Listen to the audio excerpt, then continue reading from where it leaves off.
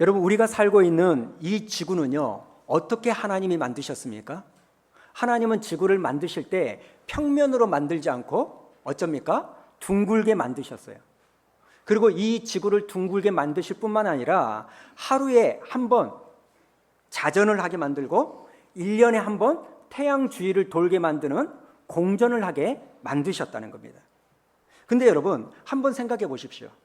만약에 하나님께서 지구를 만드실 때 이 자전과 공전이 없이 평면으로 만드셨다면 지금 우리가 살고 있는 지구는 어떤 모습으로 이루어지고 있을까요? 아마도 이 세상은요, 단면의 모습만을 가지고 있는 세상으로 살아갈 거예요. 이게 무슨 말이냐면, 여러분, 지구가 이렇게 둥글지 않고 단면으로 돼 있다면 여러분, 지구는요, 밤낮의 구별이 없을 거예요. 지구가 하루에 한 번 돌거나 자전을 하지 않으면 여러분, 지구는 그대로 있기 때문에 태양 아래에서 낮만 존재할 거 아닙니까? 그리고 낮만 있고 밤이 없으니까 아침과 저녁도 있을 수가 없고 계절의 변화도 있을 수가 없는 거예요. 그런데 하나님께서 지구를 만드실 때 둥글게 만드시고 자전과 공전을 하게 하심으로 말미암아 이 지구에는 뭐가 있냐면 양면성이 존재하게 되고 복합성을 띠게 되는 거예요. 다시 말하면 지구의 낮과 밤이 언제든지 동시에 존재한다는 거예요. 여러분, 지금 이쪽은 아침이지만 낮이지만 지구 반대쪽은 어쩝니까? 밤일 수밖에 없어요.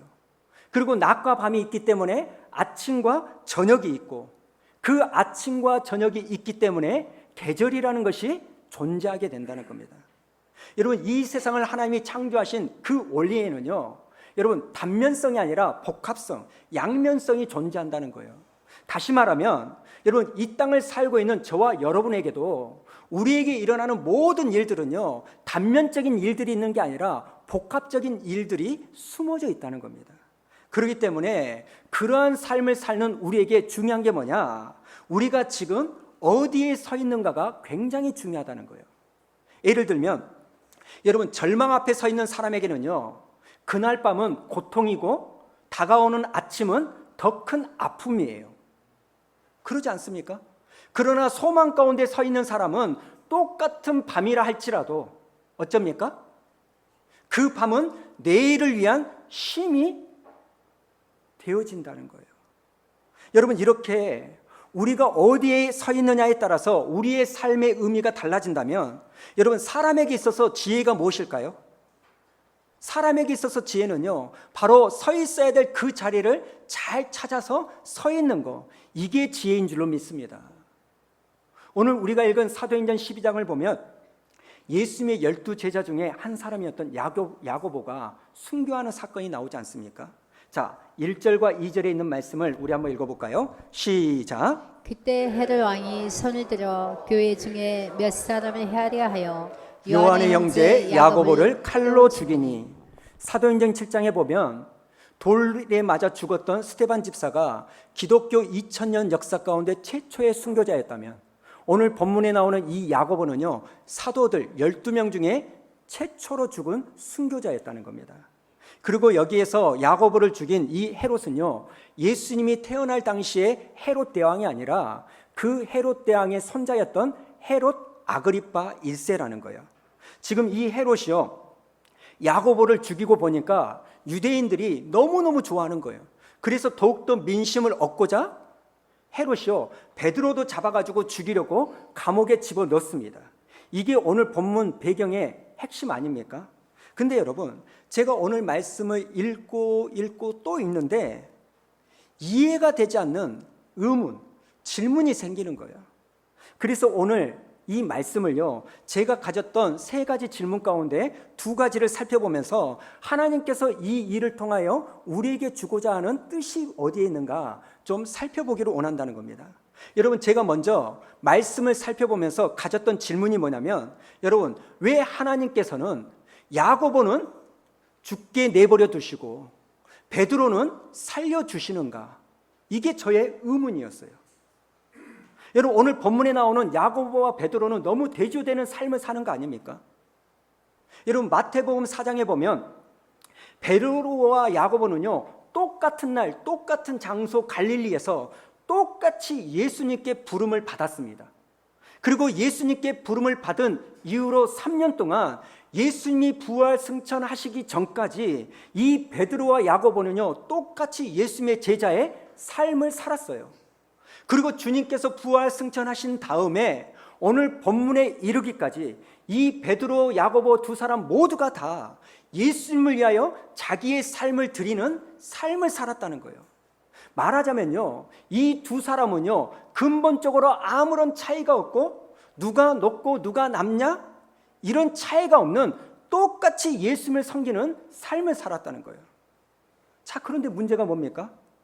왜 똑같은 삶을 살았던 이 베드로와 야고보인데 왜 하나님은 야고보는 죽게 내버려 두시고 왜 베드로는 신비하게 천사를 보내서 극적으로 살려주시느냐는 거예요. 여러분 한번 생각해 보세요. 만약에 내가 야고보라면 이것처럼 불공평하고 속상할 일이 어디 있습니까? 여러분 왜 하나님은요 야고보는 죽게 내버려 두시고 베드로는 탈출시켜 주실까요? 사실 지난 한 주 동안 이 질문을 가지고 제가 말씀을 묵상하고 제가 기도하는데 결론이요 잘 모르겠다는 거예요. 왜 하나님은 야고보를 죽게 내버려 두시고 베드로를 살려주시는지 모르겠어요. 답을 기대했던 여러분들에게 너무 죄송합니다만 정말 모르겠습니다. 그러나 제가 오늘 말씀을 묵상하면서 한 가지 발견하고 깨닫는 사실 하나가 뭔지 아십니까? 여러분 하나님께서 베드로를 감옥에서 구해 주신 것은 지금도 우리 예수님은 살아계셔서 우리 인생의 모든 문제를 해결해 주시는 분임을 보여주시기 위해서, 그런가 하면 야고보를 순교하도록 만드신 그 상황을 통해서는 우리가 비록 이 세상을 떠난다 할지라도 우리 예수님은 죽음 이후의 영원한 삶까지도 책임져 주시는 분임을 알도록 하기 위하여 베드로의 구출 사건과 야고보의 순교 사건을 동시에 보여주고 있는 것은 아닌가, 이런 생각을 해봤다는 겁니다. 여러분 제가 사진 하나를 보여드릴 텐데요. 이 사진이 어떤 사진이냐면 액자가요, 어제 우리 여전도에서 4층 드림라운지 교육관 올라가는 길목에 액자가 있는 것이 이제 뭐 술병 그림이 있어가지고 보기가 안 좋다 그래가지고 갈자고 해가지고 성소서관에 가가지고 액자를 샀습니다. 그래서 이분들이요 한번 걸어보고는 갑자기 다시 박스에다 넣어가지고 저에게 가지고 오는 거예요. 그러면서 하는 말이 뭐냐면, 목사님 액자 못 걸고 있어요. 다른 걸로 바꿔야 되겠어요. 그러는 거예요. 왜 그렇게 말을 했을까요? 왜 이 액자를 안 걸을까요? 이유를 모르시면 다음 사진 아십니까? 뭔 차이가 있어요? 배경이 비슷해가지고 액자가 튀지 않아요. 그죠? 계단의 배경과 벽과 색깔이 비슷해서 액자가 선명하게 보이지 않는 거예요. 그러니까 제가 드리고 싶은 말씀이 뭐냐면, 여러분 우리의 삶을 살 때 내가 어떤 배경을 가지고 사느냐가 굉장히 중요한 거예요. 여러분 만약에요 오늘 말씀을 이 세상이나 사람을 이 본문의 배경으로 삼는다면 여러분 야고보같이 불쌍하고 어리석은 인생은 없어요. 안 그럽니까? 평생을 주님을 위해서 살았는데 헤롯의 칼에 죽어버려요. 이건 베드로도 마찬가지입니다. 오늘이야 베드로가 감옥에서 탈출해서 살았지만 베드로도요 결국은요 복음을 전하다가 순교를 당하지 않습니까? 여러분 세상적인 관점에서 본다면 베드로처럼 어리석고 불쌍한 사람은 없는 거예요. 그러나 오늘 말씀의 배경이 이 세상이나 사람, 돈이나 물질이 아니라 부활하신 예수 그리스도가 베드로와 야고보의 배경이었기 때문에 여러분 이 베드로와 야고보는요 결코 어리석거나 불쌍한 사람이 아니라는 거예요. 여러분 야고보가요 사도들 중에 첫 번째 순교자가 될 수 있었던 것은 부활하신 예수님이 자기 인생의 배경이심을 믿고 설령 내가 헤롯의 손에 죽는다 할지라도 예수님이 자기의 영원한 삶을 책임져 주신 분임을 믿었기 때문에 그의 인생은 비참하지 않는 거 아닙니까? 베드로도 마찬가지예요. 여러분 베드로가 죽기 전날 밤에 이렇게 넋을 놓고 깊은 잠에 잠을 잘 수 있었던 것은요, 다음 날 새벽에 하나님이 자기를 구출해 줄 거라는 것을 알았기 때문에 편안하게 잔 게 아니에요. 뭘 보면 압니까? 감옥 밖에 나와서도 이게 꿈인가 환상인가 그러다가 그제서야 이게 현실이구나 깨닫게 되는 거 아닙니까? 그러니까 죽기 전날 밤에 이 베드로가 겉옷까지 벗어놓고 잠을 잘 수 있었던 것은 부활하신 예수님이 자기 인생의 배경임을 믿었기 때문에 환경의 영향을 받지 않는, 무너지지 않는 삶을 사는 거예요. 그러니까 여러분, 예수 그리스도가 내 인생의 배경이 된 사람은요, 어떤 고백을 하는지 아십니까? 로마서 8장 31절에 나오는 그 고백을 하는 거예요. 자, 31절과 32절 우리 한번 읽어볼까요? 시작. 그런즉 이 일에 대하여 우리가 무슨 말 하리요? 만일 하나님이 우리를 위하시면 누가 우리를 대적하리요? 자기 아들을 아끼지 아니하시고 우리 모든 사람을 위하여 내주시니까 어찌 그 아들과 함께 모든 것을 우리에게 주시지 아니하겠느냐? 저는 오늘 예배드리는 저와 여러분 모두가 다 살아계신 예수님이 우리의 인생 배경이 되어서, 속된 말로 예수님이 우리의 뒷배가 되어주셔서 우리의 삶을 담대하게 평안하게 살아가는 은혜가 있기를 주님의 이름으로 축원합니다. 자, 그런가 하면 오늘 본문을 보면서요, 제가 가졌던 두 번째 질문이 뭐냐면, 왜 예루살렘 성도들은 그렇게 간절히 기도를 했는데 정작 베드로가 살아왔는데 그 살아온 것을 믿지 못했냐는 거예요. 여러분 5절을 보십시오. 이에 베드로는 옥에 갇혔고 교회는 그를 위하여, 누굽니까? 베드로를 위하여 어떻게 했습니까? 간절히 하나님께 기도했다는 거예요. 여러분 지금 교회가요, 야고보도 죽어버리고 이제 베드로도 곧 있으면 죽게 생겼으니까 큰일 났다 생각해가지고요, 교회에 모여가지고 지금 간절히 기도하는 거 아닙니까? 그리고 그 일이 있고 나서 하나님께서 천사를 보내서 이 베드로를 감옥에서 빠져나오게 만듭니다. 그것이 환상이 아니라 현실인 것을 알고 베드로는 자기를 위하여 기도하는 교회로 곧장 달려가죠. 그리고 베드로가 문을 두드리자 그 두드리는 소리와 베드로의 목소리를 들었던 이 로데라고 하는 이 여자아이가 베드로가 찾아왔습니다, 이렇게 소리를 칩니다. 그러자 그 베드로가 돌아왔다라는 이 소리를 들었던, 베드로를 위하여 간절히 기도했던 이 사람들이요, 그 여자아이에게 뭐라고 말합니까? 15절을 보십시오. 진짜?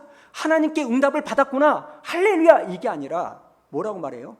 네가 미쳤구나. 그러자 그 여자가요, 아니다, 진짜다, 참말이다, 이렇게 강조하니까요, 그제서야 사람들이 뭐라고 합니까? 그러면 그 베드로의 뭐라고요? 천사구나. 그 당시 유대 사람들은요, 자기 한 사람당 수호 천사가 있다고 믿었거든요. 그러니까 베드로가 죽어버려가지고 베드로를 위해서 간절히 기도하는 자기들에게 그 베드로의 수호 천사가 베드로의 죽음을 알리게 하여 찾아왔다라고 생각을 하는 거예요. 여러분 진짜 이상하지 않습니까? 아니 베드로를 위하여 그렇게 간절히 기도하고 있음에도 불구하고 정작 베드로가 살아오니까요, 그걸 믿지 못하는 거예요. 아니 어떻게 이렇게 믿지도 않으면서 그렇게 기도할 수 있습니까? 그저 그 기도는 내 감정의 카타르시스를 위하여 한 기도일까요? 제가 이 질문을 가지고 오늘 말씀을 쭉 읽는데요, 문득 이런 생각이 들더라고요. 왜 하나님께서는 이런 내용을 사도행전에 기록하게 만드셨을까? 그저 예루살렘 성도들이 믿지도 않으면서 했던 이 불신의 기도를 보여주고자 하나님이 기도하셨을까? 기록하게 하셨을까? 아니면 다른 의도가 있기 때문에 기록하게 하셨을까? 제가 이런 관점으로 말씀을 보니까요, 문득 드는 생각이 뭐냐면 지금 베드로를 위하여 기도하는 이 사람들이 어떤 사람들일까? 이걸 생각하게 되었다는 거예요. 여러분 지금 베드로를 위하여 기도하고 있는 이 예루살렘 교회 성도들은요, 유대교의 모진 핍박과 박해 속에서도 예수 믿는 것을 포기하지 않고 있는 사람들입니다. 그리고 자기가 가지고 있는 모든 소유를 내려놓고요, 다른 사람들과 함께 사용하는 유무상통하는 삶을 살았어요. 그리고 예수님이 말씀하셨던 그 말씀의 가르침을 자기의 삶에서 실천하던 사람들이 이 예루살렘 교회 성도들이었어요. 한마디로 말하면 이 사람들은요, 진짜 그리스도인들이었다는 거예요. 자, 그렇다면요, 이런 믿음의 사람들인데 지금 베드로를 위해서 기도한다고 할 때, 정작 베드로가 돌아왔을 때 자기들이 기도하면서 내가 기도해도 베드로는 살 수 없어, 죽을 거야, 이렇게 믿지 않으면서 기도했다는 것은 좀 앞뒤가 안 맞는 이야기 아닙니까? 자, 그렇다면 우리가 또 하나 드는 질문이 뭐냐면, 그러면 이 예루살렘 교회들은 베드로의 무엇을 놓고 기도를 했을까? 그래서 왜 베드로의 살아옴을 이해하지 못하고 믿지 못했을까? 이런 질문이 생기는 거예요. 여러분, 이 질문에 대한 답은요, 사도행전 4장에 예루살렘 교회 성도들이 기도하는 내용을 보면 알 수 있습니다. 사도행전 4장을 보면 성전 미문에서 나면서부터 걷지 못한 사람을 베드로와 요한이 고쳐주죠. 그리고 베드로가 예수 그리스도가 죽음을 이기시고 부활하셨다는 이 사실을 증거함으로 이제 대제사장들에게 잡혀가지고 감옥에 들어갑니다. 그리고 나서 그 다음날 풀려나는데요, 풀려나고 나서 베드로와 요한은 곧바로 교회를 찾아갑니다. 그리고 교회에 모여있는 성도들에게 자기들에게 일어났던 모든 일들을 자세하게 설명을 합니다. 그 베드로와 요한의 이야기를 들었던 예루살렘 교회 성도들이 그 이야기를 듣고 하나님 앞에 기도를 하는데요, 뭐라고 기도하는지 아십니까? 자, 4장 29절과 30절 우리 한번 다 같이 읽어볼까요? 시작. 주여, 이제도 그들을 위험함을 또 종들로 하여금 담대히 하나님의 말씀을 전하게 하여 주시오며 손을 내밀어 병을 낫게 하시옵고 표적과 기사가 거룩한 종 예수의 이름으로 이루어지게 하옵소서 하더라. 여러분, 지금 이 예루살렘 교회 성도들이요, 하나님께 기도했던 것은 크게 세 가지입니다. 첫 번째는요, 자기들을 핍박하고 박해하는 사람들의 위협을 살펴주십시오. 두 번째가 뭡니까? 이런 일이 있더라도 더욱 하나님의 말씀을 담대하게 증거하게 해주십시오. 마지막으로는요, 예수 그리스도의 이름으로 병자를 고치고 표적과 기적이 나타나게 해주십시오. 여러분, 사실 지금 예루살렘 교회 성도들이 하는 이 기도는요, 우리가 하는 기도와는 너무너무 다르지 않습니까? 보통 우리가 이런 어려운 일을 당하고 나면 하나님께 뭐라고 기도할까요? 하나님, 정말 살려주셔서 감사합니다. 그런데 더 이상 이런 어려움과 고난과 핍박이 없게 해주시고 편안한 길을 주십시오. 이게 우리의 기도 아닙니까? 그런데 지금 예루살렘 교회 성도들은요, 그런 위협 속에서도 굴복하지 않고 예수 그리스도의 이름의 능력으로 더욱 담대하게 하나님의 복음의 말씀을 증거할 수 있도록 힘을 주십시오. 우리에게 어떤 상황이 주어지든지 그 상황을 받아들이고 그 현실을 피하지 않고 위축되는 것이 아니라 그 상황 속에서도 예수 믿는 사람다운 태도를 보이게 하여 주옵소서, 이런 기도를 했다는 거예요. 여러분, 이런 연장선상에서요, 예루살렘 교회 성도들이 지금 어떤 기도를 하고 있었는지를 본다면 오늘 본문 사도행전 12장에 나오는 이 예루살렘 교회 성도들이 베드로를 위하여 어떤 기도를 했을까 유추해 볼 수 있는 거 아닙니까? 지금 예루살렘 교회 성도들은요, 죽음을 앞두고 있는 베드로를 살려달라고 기도한 게 아니에요. 사도행전 4장에 나오는 이 기도의 내용을 연장해서 본다면 지금 성도들은요, 베드로가 죽음의 위협 가운데 놓여 있다 할지라도 그 죽음의 위협 가운데 불안해하고 낙심하고 무너지지 않고 믿는 하나님을, 예수 그리스도를 배교하지 않고 변함없이 예수님을 믿는 사람다운 모습을 가지게 해주옵소서, 이런 기도를 하지 않았을까요?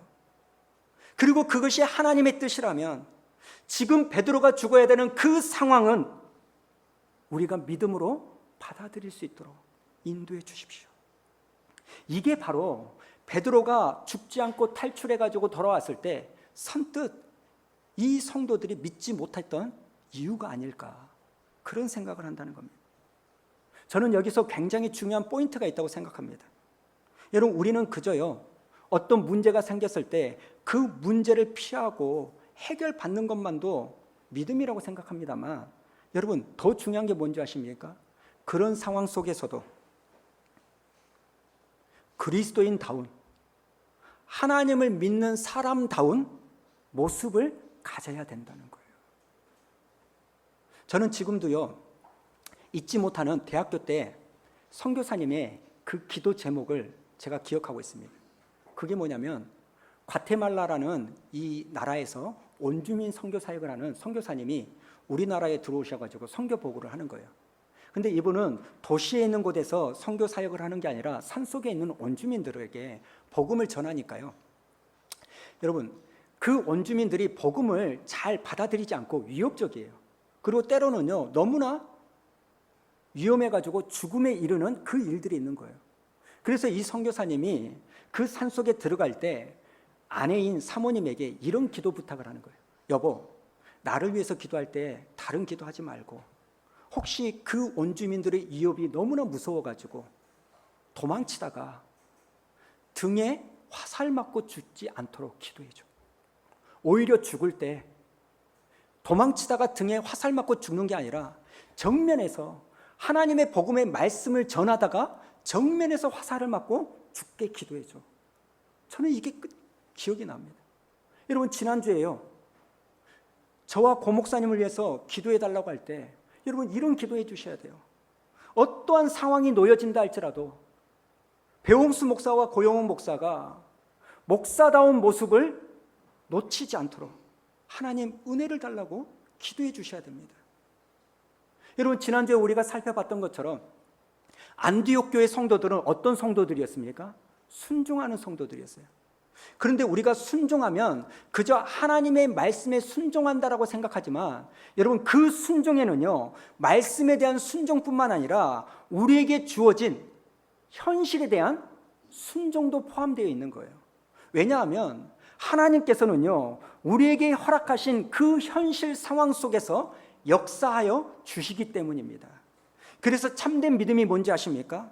어떤 상황이 내게 주어진다 할지라도 그 상황을 피하고 도망가고 회피하는 것이 아니라 그 상황을 믿음으로 받아들이고 그 상황 속에서 믿는 사람다운 믿음의 태도를 보이는 것, 이게 참된 믿음인 줄로 믿습니다. 호스피스 운동의 선구자로 불려지는 엘리자베스 퀴블러라는 이 여자분이 있는데요, 이분이요, 인생 수업이라는 책을 쓰셨습니다. 이 책을 보면 교통사고를 당했던 한 여자의 이야기가 나오는데요, 어떤 이야기냐면 이 여자분이 주말에 고속도로를 차를 가지고 달려가고 있어요. 근데 한참 달려가고 있는데 갑자기 앞서가던 차들이 급브레이크를 밟아가지고 급정차를 하는 거예요. 그러니까 어쩝니까? 본인도 본능적으로 급브레이크를 확 밟는 거예요. 근데 급브레이크를 밟는 그 순간에 자기의 눈이 어디를 향하냐면 운전석 바로 위에 있는 룸밀러 있잖아요. 그 룸밀러를 딱 보는 거예요. 왜 봤을까요? 자기 바로 뒤에 오는 차는 어쩔 것인가? 아니나 다를까 내 뒤에 있는 차는요, 어디 한눈을 팔았는지 몰라도 멈출 기색이 없이 그대로 돌진하고 있는 거예요. 그때 이 여자가 했던 일이 뭐냐면 눈을 감고요, 숨을 크게 하면서 릴렉스하면서 운전대를 꽉 잡고 있었던 이 손을요, 그냥 놔버렸다는 거예요. 앞으로 어떤 상황이 벌어질지 모르는 그 상황에 여러분, 자기 자신을 맡겨버리는 거예요. 결국 뒤에 있는 차가요, 충돌해가지고 자기 차는 앞차를 받치고, 그리고 그 충격 때문에 이 여자가 정신을 잃었습니다. 근데 신기하게도요, 이 여자분이 정신을 차리고 났을 때는 너무나 놀랍게도 어디 부러지거나 다친 곳이 아무 데도 없는 거예요. 차는 폐차할 정도로 엉망진창인데, 현장을 수습하기 위하여 왔던 경찰이 하는 이야기가 뭐냐면 아마 당신이 사고 날 때 운전대를 꽉 잡고 있는 게 아니라 운전대를 놓고 그 충격의 흐름에 당신의 몸을 맡겼기 때문에 그렇게 다치지 않았을 것 같다. 보통 교통사고를 보면 사고 안 나려고 운전대를 더 꽉 잡고 몸에 힘을 주니까 더 많은 이렇게 다침이 일어난다, 이렇게 이야기를 하는 거예요. 여러분, 이 사건이 주는 교훈이 뭘까요? 어떤 상황이든지 우리가 피하지 않고 그것을 믿음으로 받아들이고 그 상황 속에서 우리가 믿는 사람다운 모습을 보이게 되면 우리 하나님은요, 그때부터 일하기 시작하시고 우리의 삶을 새롭게 만들 줄로 믿습니다. 사도행전 37장을 보면 이런 말씀이 있죠. 내 길을 여호와께 맡기라. 그를 의지하면 그가 이루시고 내 의를 빛같이 나타내시며 내 공의를 정오의 빛같이 하시리로다. 여러분, 하나님께 우리의 인생을 맡긴다? 하나님을 의지한다는 것이 어떤 말일까요? 하나님이 허락하신 그 현실을 피하지 않고 믿음으로 받아들인다는 거 아닙니까? 여러분, 하나님이 허락하신 그 상황을 받아들이지 않으면서 어떻게 내가 하나님께 내 삶을 맡긴다고 말할 수가 있습니까? 여러분, 하나님이 허락하신 그 현실 상황을 믿음으로 받아들여야만 바로 그 상황 속에서 우리가 믿음 있는 사람다운 모습을 가질 때 그 일을 통하여 하나님은 당신의 뜻을 이루어가고 결과적으로 우리의 삶이 새롭게 회복될 줄로 믿습니다. 사랑하는 성도 여러분, 여러분은 지금 어떤 상황 가운데 놓여져 있습니까? 혹시 힘들고 답답하고 너무너무 어려우십니까? 그럴지라도 오늘 하나님이 주신 이 말씀을 기억하고 피하지 말고 도망가지 마십시오. 하나님께서 그것을 허락하신 것은 그것을 피하고 회피하도록 하기 위한 것이 아니라 그 상황 속에서 믿음으로 그것을 받아들이고 더욱 하나님을 붙잡고 내가 낮아지고 겸손해지기를 원하는 그 의도가 있음을, 그리고 그것을 통하여 우리 자신을 고치시고 여러분을 새롭게 만들기 위함인 줄로 믿습니다. 오늘 여러분과 두 가지 질문을 나눴죠. 왜 예루살렘 교회 성도들은 정작 베드로가 살아왔을 때 믿지를 못했을까? 여러분, 예루살렘 교회 성도들은요, 그저 베드로가 죽지 않고 살아오는 것을 위하여 기도하지 않았어요.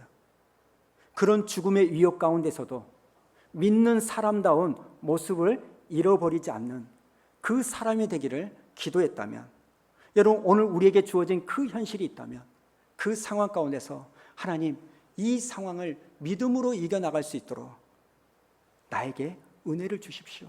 회피하지 않도록 용기를 주십시오. 그런 기도를 하는 저와 여러분 되기를 원합니다. 그리고 또 한 가지 질문이 뭡니까? 왜 하나님은 야고보는 죽게 놔두시고 베드로는 살리셨을까? 답은 잘 모르겠습니다. 하나님께 물어봐야죠. 그러나 여러분, 우리가 한 가지 아는 게 뭡니까? 여기서 죽었던 야고보이든 거기서 살아난 베드로든 이 베드로와 야고보의 인생의 배경은 이 세상이 아니라 몇십 년이면 없어질 허망한 세상이 아니라 돈이 아니라 우리를 살리신 예수 그리스도가 그들의 인생의 배경이었기 때문에 어떠한 상황 가운데서도 무너지지 않고 담대한 삶을 살았을 줄로 믿습니다. 한 가지만 말씀드리고 마치겠습니다. 지금으로부터 한 12년 전이군요. 너무나 가까이 지냈던 형님이 갑자기 돌아가셨어요. 아는 형님이에요.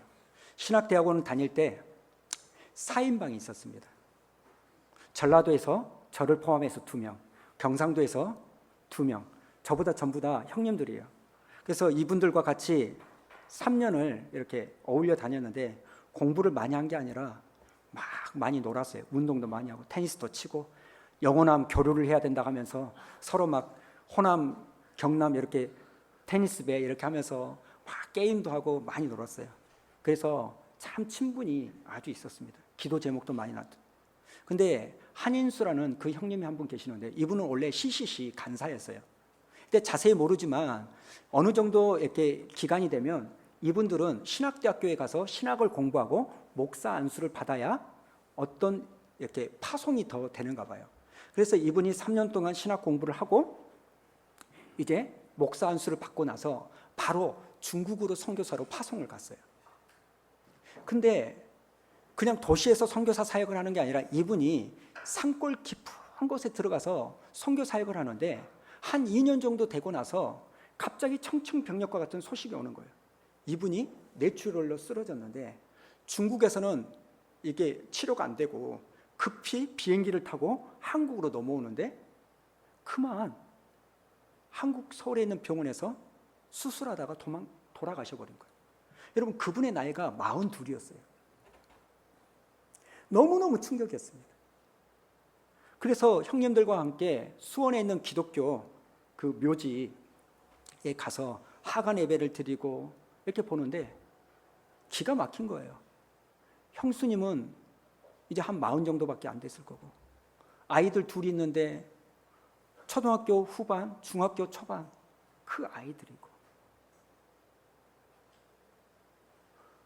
제가 그 장례를 마치고 그때 당시에 제가 아마 목사 안수 받기 전이었을 거예요. 수원에서 운전하고 광주를 내려오는데요. 하나님 앞에 따진 거예요. 하나님, 왜 형님을 데리고 가십니까? 지금 그렇게 자기의 삶을 내려놓고 오지에 가서 복음을 전하면 없는 능력도 부어주셔야 되는데 이러려면 뭐하러 3년 동안 모진 신학 공부를 하게 만들고 그들을 위하여 그렇게 몸부림치며 선교 사역을 하게 해야 됩니까? 세상적인 관점으로 보면 안정적인 교회에서 편안하게 전도사 사역을 하고 있는 나를 데려가야지 왜 하나님께서 그렇게 충성하고 있는 형님을 그 젊은 나이에 데리고 가야 됩니까? 하나님 앞에 따지는 거예요. 답을 모르겠어요. 그러나 제가 아는 한 가지가 뭔지 아십니까? 그 이유는 모르지만 내가 아는 한 가지. 내가 사람하면 사람으로서 오늘 하루를 하나님 앞에 허락받은 사람으로서 산자의 목을 최선을 다해 살아야 되겠다. 여러분, 3가지 질문이라겠지만 2가지밖에 말씀 안 드렸죠. 3번째 질문이 뭔지 아십니까? 베드로가 살았지만 살면 뭐합니까? 도망자인데요. 이제는 지명 수배자인데요. 떳떳하게 걸어 다니지 못하는데요. 그게 산 겁니까? 살려주시려면 지명 수배에서도 풀어주시고 떳떳하게 해야 되는데 산 베드로는요 이제 평생 숨어 다녀야 되는 거예요. 왜 하나님이 그래야 될까요? 이유는 모르겠어요. 그러나 살아나는 베드로는요 아마 마음에 이런 다짐하는 거 아닙니까? 야고보는 왜 죽고 나는 왜 살았는지는 모르지만 아는 거 한 가지. 살아남은 자로서의 할 몫을 포기하지 않고 달려나가겠다. 오늘 하나님이 여러분을 살려주신 거, 하루를 살게 하신 거 어떤 의미가 있을까요? 우리는 모든 사건에 대한 답을 알 수는 없습니다. 그러나 오늘 말씀에서 우리 주 예수 그리스도가 내 인생의 뒷배요 배경임을 믿고 그저 죽지 않고 살도록 인도해 주세요. 문제가 피해가게 해주세요. 이런 기도가 아니라 어떤 상황이 내게 주어진다 할지라도 예수 믿는 사람다운 삶의 모습을 갖기를 원합니다. 이것이 저와 여러분의 기도 제목이 되어야 될 줄로 믿습니다.